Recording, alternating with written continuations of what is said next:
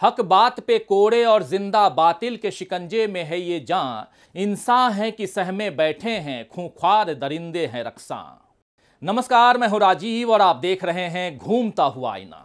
श्रीलंका के राष्ट्रपति निवास के भीतर नाराज प्रदर्शनकारी घुस गए और राष्ट्रपति गोटबाया राजपक्षे भाग गए। अब वो झोला उठाकर गए या खाली हाथ चले गए ये तो पता नहीं चल पाया है, लेकिन शनिवार को राष्ट्रपति आवास के भीतर और बाहर की जो तस्वीरें सामने आईं वो हैरान करने वाली हैं। हजारों लोग सड़कों पर उतर आए और बहुत से लोग तो राष्ट्रपति भवन के अंदर घुस गए। कोई रसोई घर में खाने का सामान ले रहा था, तो कोई कमरों पर बिछे बिस्तरों पर लेटा था और कोई उस आलीशान महल में पड़े सामान को खंगाल रहा था। आप याद कीजिए, भारत में जमी जमाई सत्ता को उखाड़ने के लिए कहा गया था, सिंहासन खाली करो कि जनता आती है। कुछ यही हाल शनिवार को श्रीलंका में देखने को मिला। आप जानते ही हैं दोस्तों कि एक लंबे वक्त से श्रीलंका आर्थिक बदहाली का शिकार है। बिजली, तेल, दवाई, कागज, खाद्य सामग्री ऐसी तमाम जरूरी चीजें लोगों को मिल नहीं रही हैं। महंगाई चरम पर है और सरकार लोगों की परेशानी दूर नहीं कर पा रही है। लिहाजा जनता का गुस्सा अब इतना बढ़ गया है कि वो राष्ट्रपति निवास के भीतर घुसकर अपनी नाराजगी का इजहार कर रही है। इससे पहले प्रधानमंत्री आवास भी जनता की नाराजगी का शिकार बन चुका है। श्रीलंका की बात करना आज इसीलिए जरूरी लगा क्योंकि अब भारत में भी आर्थिक बदहाली डरावनी होती जा रही है, लेकिन सरकार को अपनी वाहवाही करने से फुर्सत ही नहीं मिल रही। घरेलू उपयोग वाले सिलेंडर की कीमत में इसी हफ्ते फिर बढ़ोतरी हुई है और अब यह भी 1000 रुपए के ऊपर मिलने लगा है। विदेशी कर्ज भी बढ़ चुका है। भोजन, शिक्षा, इलाज, आवास की सुविधा सब महंगाई की चपेट में है, लेकिन सरकार अब भी हिंदू मुस्लिम एजेंडे को बढ़ाने में लगी हुई है और यह देखकर ज्यादा तकलीफ होती है कि संवैधानिक संस्थाओं को अपने मकसद के लिए इस्तेमाल किया जा रहा है। इंसाफ का आलम यह है कि गलत खबरों का पर्दाफाश करने वाले या अन्याय के खिलाफ आवाज उठाने वालों को सलाखों के पीछे डाला जा रहा है और उन्हें जमानत मिलने से रोकने के लिए सारे दांव पेच लगाए जा रहे हैं, जबकि नफरत फैलाने वालों पर कोई कार्रवाई नहीं हो रही है। राहुल गांधी को बदनाम करने के लिए हाल ही में जो साजिश रची गई उससे आप सब वाकिफ होंगे। उनके एक वीडियो को झूठी खबर के साथ चला दिया गया। वायनाड के अपने ऑफिस में हुई तोड़फोड़ के लिए राहुल गांधी कह रहे थे कि जिन्होंने ऐसा किया वो बच्चे हैं और उनकी इस बात को उदयपुर की घटना के साथ जोड़कर इस तरह पेश किया गया कि मानो लगे कि राहुल गांधी ने उदयपुर के आरोपियों को बच्चा कहा हो। राहुल गांधी पर इससे पहले भी झूठी खबरों का हमला किया गया है, लेकिन इस बार कांग्रेस ने बिल्कुल ढिलाई नहीं बरती और ऐसा करने वालों पर कानूनी कार्रवाई की। नतीजा यह हुआ कि झूठी खबर देने वाले पत्रकार रोहित रंजन को गिरफ्तार करने के लिए छत्तीसगढ़ की पुलिस पहुंच गई। हालांकि यूपी पुलिस ने उन्हें एक दूसरे मामले में गिरफ्तार कर लिया और इस बीच रोहित रंजन को जमानत भी मिल गई। इस पूरे घटनाक्रम से एक बार फिर साबित हो गया है कि देश में किस तरह कानून व्यवस्था के साथ खिलवाड़ करके उग्र राष्ट्रवाद और हिंदुत्व के एजेंडे को बढ़ाया जा रहा है।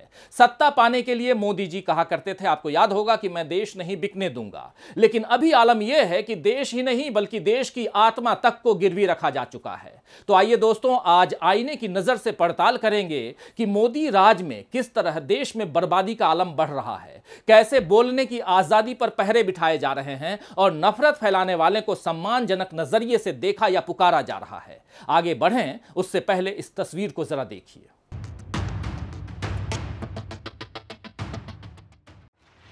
ये तस्वीर दिल्ली की है जिसमें स्मृति ईरानी के 2 चेहरे दिखाई दे रहे हैं। वैसे तो राजनेताओं की स्मृति यानी याददाश्त काफी तेज होती है, इसीलिए माना जा सकता है कि स्मृति ईरानी को भी ये बात याद होगी कि कैसे 2014 में कांग्रेस सरकार को घेरने के लिए उन्होंने सिलेंडर की बढ़ी कीमतों को मुद्दा बनाया था। ये और बात है कि तब कीमतों में मामूली बढ़ोतरी हुई थी और कीमत 410 रुपए तक ही पहुंची थी, लेकिन उस वक्त बीजेपी ने कांग्रेस को महंगाई के नाम पर घेर कर सत्ता से बाहर करने की तैयारी पूरी कर ली थी। और अब बीजेपी खुद सत्ता में है, लेकिन महंगाई ऐसी बढ़ रही है जितनी 70 सालों में कभी नहीं बढ़ी। और अब इसी मुद्दे पर कांग्रेस की यूथ विंग ने मोदी सरकार को जमकर घेरा है।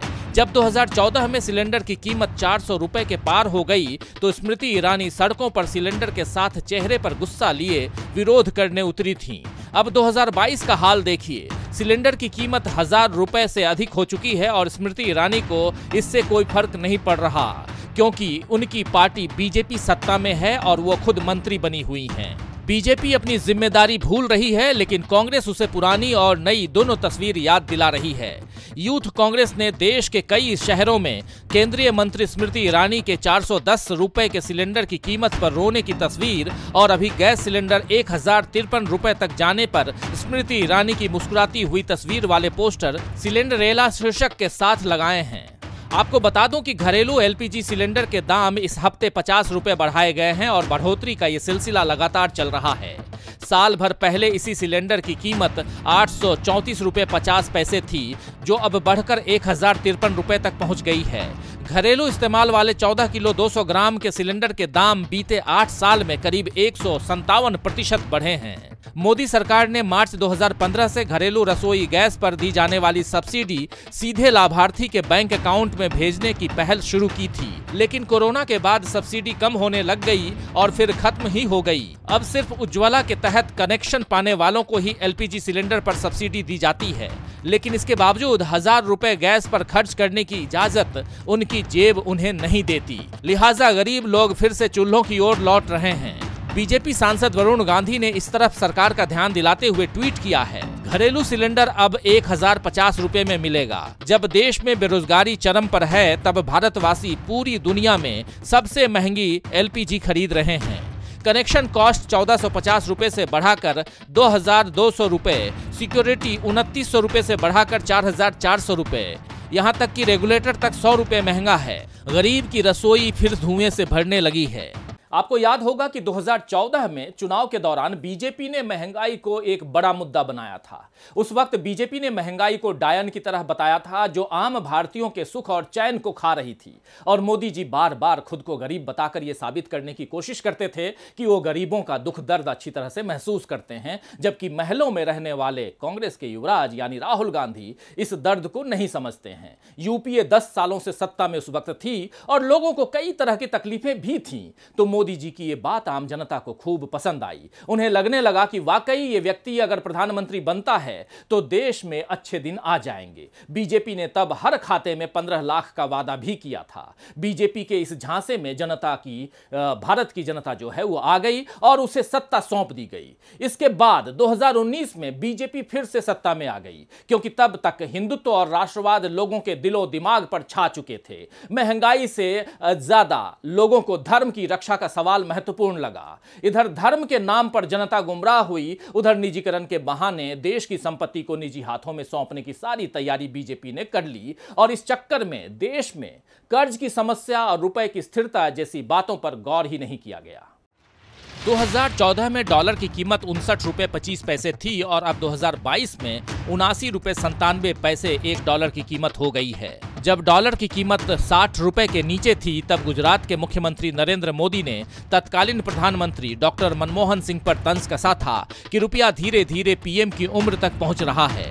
उस वक्त मोदी जी को प्रधानमंत्री बनाने की मुहिम में लगे लोगों ने यह दावा किया था कि अगर मोदी जी देश के प्रधानमंत्री बनते हैं तो $1 की कीमत 40 रुपए तक आ जाएगी। ऐसा तो कभी हुआ नहीं और अब डॉलर की कीमत 80 रुपए के करीब पहुंच चुकी है, यानी मोदी जी की उम्र से 10 ज्यादा। मोदी जी की सत्ता में रुपए और कितने नीचे गिरेगा ये तो पता नहीं, क्योंकि रुपए को संभालने की ओर सरकार का ध्यान नहीं है। सरकार शायद ये भी नहीं देख रही है कि देश में कर्ज कितना बढ़ चुका है। देश के हर नागरिक पर 58,776 रुपए का कर्ज लदा है। देश की जनसंख्या इस समय 135 करोड़ होने का अनुमान लगाया जा रहा है। घर पर अगर कर्ज बढ़ता है तो उसे उतारने के लिए अतिरिक्त कमाई के तरीके ढूंढे जाते हैं, लेकिन मोदी राज में हालत यह है कि कमाई के मौके और संसाधन दोनों खत्म किए जा रहे हैं।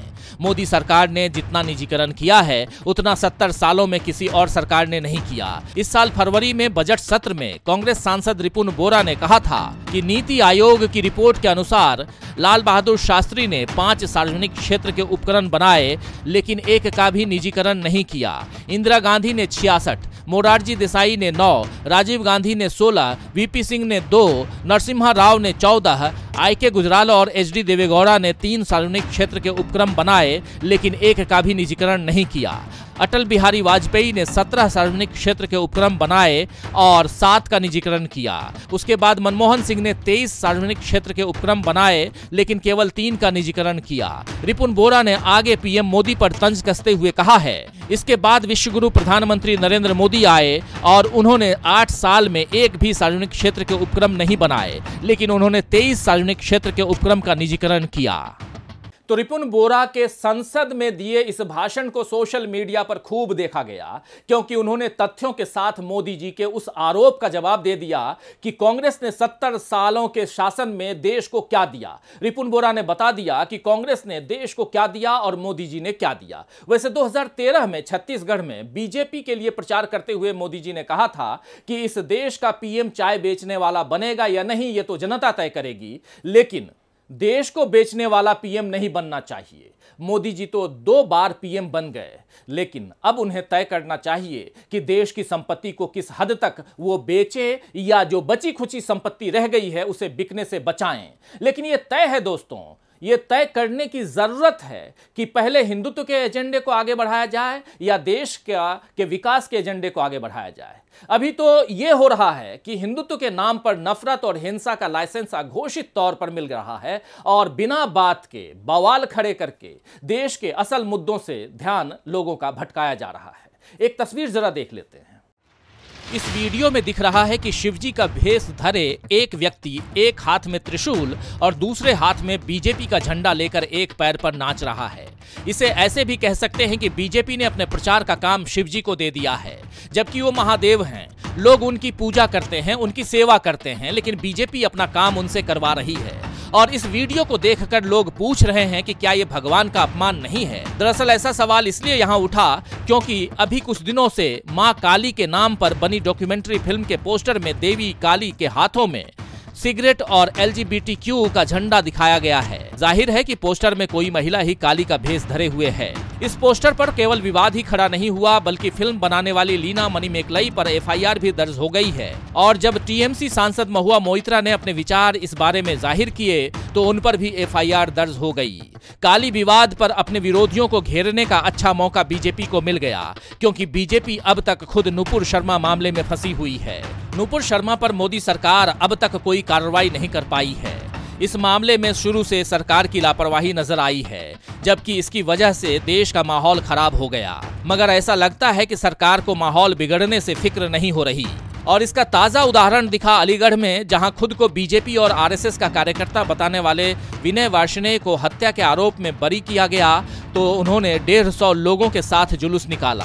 आपको बता दूं कि फरवरी 2020 में NRC और CAA प्रदर्शनों के दौरान भड़की हिंसा में अलीगढ़ के तारिक मुनव्वर की गोली मारकर हत्या कर दी गई थी।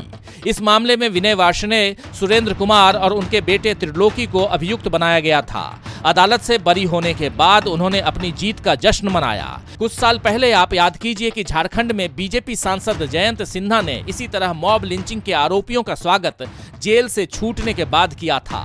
ये मोदी जी का नया इंडिया है दोस्तों, जहां जेल से छूटने पर इस तरह स्वागत सत्कार होता है। वैसे अलीगढ़ मामले में अदालत ने यह तो माना है कि तारिक मुनव्वर की हत्या गोली लगने से हुई है, लेकिन गोली चलाने का आरोप जिन पर था वो गवाहों और सबूतों के अभाव में दोषी साबित नहीं हो पाए।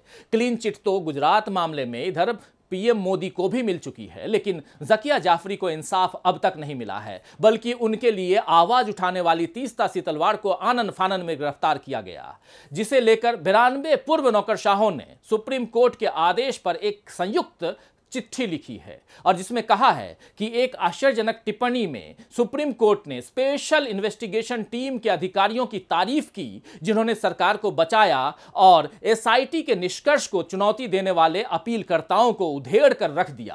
पूर्व गृह सचिव GK पिल्लई ने तीस्ता सीतलवाड़ की हिरासत पर कहा है कि वो कानून नहीं तोड़ रही हैं, वो संविधान में याचिका दायर करने, रिव्यू याचिका आदि दायर करने के अपने लोकतांत्रिक अधिकारों का इस्तेमाल कर रही हैं। गुजरात मामले में SIT की रिपोर्ट के आधार पर नरेंद्र मोदी को क्लीन चिट देने के फैसले पर कई सवाल उठ रहे हैं, जिनके जवाब मिलें तो इस देश के लोकतंत्र और न्याय व्यवस्था दोनों का भला हो, क्योंकि ये नजर आ रहा है कि सच के लिए आवाज उठाने वालों को चुप कराने की कोशिश हो रही है और दूसरी ओर भड़काऊ बयानबाजी करने वाले बढ़ते जा रहे हैं।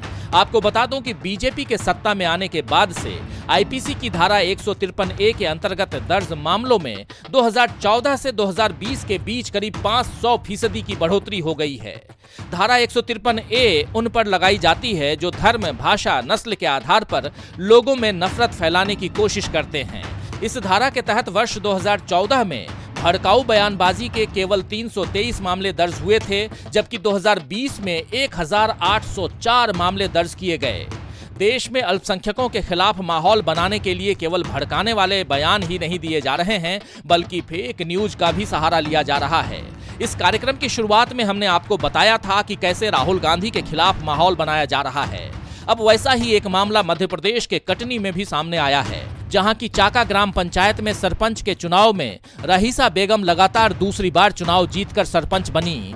जीत के जश्न में रहीसा बेगम और उनके पति वाजिद भाई के समर्थन में जिंदाबाद के नारे लगे, जिसे सोशल मीडिया पर यह कहकर वायरल किया गया कि पाकिस्तान जिंदाबाद के नारे लगाए जा रहे हैं। इसके फैक्ट चेक में यह दावा गलत साबित हुआ, लेकिन यह तय है कि माहौल बिगाड़ने की पूरी कोशिश कर ली गई थी।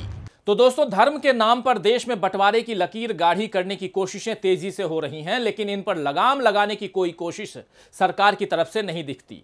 मोदी जी अपने भाषणों में अक्सर देश निर्माण की बातें करते हैं, लेकिन देश तो उनके रहते कमजोर होता जा रहा है, ये साफ दिखाई दे रहा है। और दिक्कत यह है कि सवाल पूछने वालों को गिरफ्तार किया जा रहा है। अभी कुछ दिन पहले नरेंद्र मोदी जी, हमारे देश के प्रधानमंत्री, अपने संसदीय क्षेत्र वाराणसी में थे और वहां राष्ट्रीय शिक्षा नीति को लेकर उन्होंने बड़ी बड़ी बातें की। भविष्य की जरूरत के अनुरूप नई शिक्षा नीति अपनाने पर जोर दिया। लेकिन जिस वक्त मोदी जी भाषण दे रहे थे, ठीक उसी वक्त बीएचयू में यानी बनारस हिंदू यूनिवर्सिटी में एनएसयूआई के छात्र नेता रोहित राणा को नजरबंद किया गया था। इस बारे में कांग्रेस की तरफ से ट्वीट कर कहा गया, बनारस में शिक्षा समागम करने पहुंचे नरेंद्र मोदी शिक्षार्थियों से ही घबरा गए हैं।